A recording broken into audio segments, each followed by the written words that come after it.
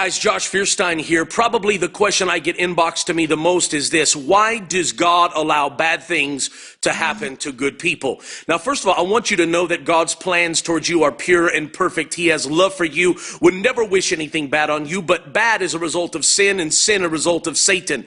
However, I want you to know that God is all powerful, and as the Bible says, that God works all things together for the good for those that love him. So that means that in every bad situation and every negative, there is a positive. Now, I want you, I'm not sure if you remember, but back in my day, about 10 years ago, before all of the digital age, there was something called film. And this was in the back of cameras. And these things right here are called negatives. Now, hiding within this negative, this dark, dreary, brown strip of paper, there are beautiful pictures. In fact, my baby pictures. Inside each one of these negatives, there's a beautiful picture that is waiting to get out. Now, do you realize that in every negative situation in your life that there is something beautiful that God is waiting to pull out of it? But in order for this negative to become a positive, it has to go into a dark room, and then the light from above has to shine through it. And on the other side of it, there is a beautiful picture that is developed.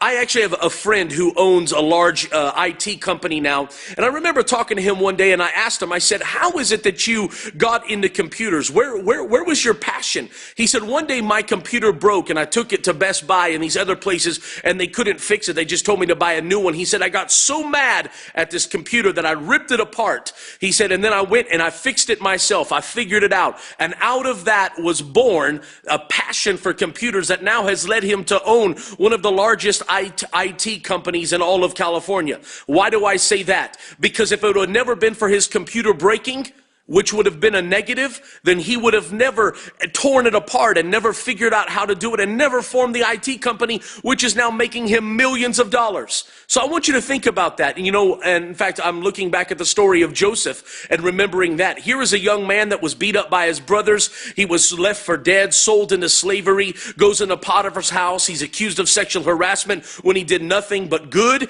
And then he's thrown into a pit, into a prison for over 2 years. He's there in a dark dungeon of a cell. And you see, most people would have said that was a negative. He was forgotten about. He was abandoned. He was abused. He was hurt. He was busted, disgusted, down, depressed. But guess what?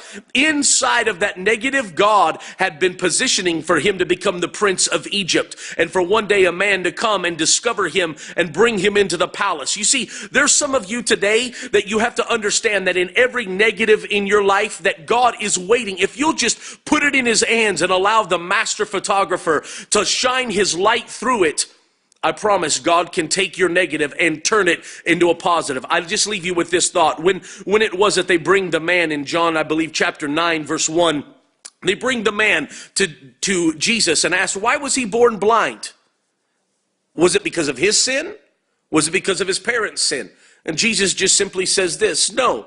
He said it was that the works of God may be made manifest through him, and he heals the man of blindness. I promise right now there's something in your life that you're looking at and you're saying, but I'm a good person. Why?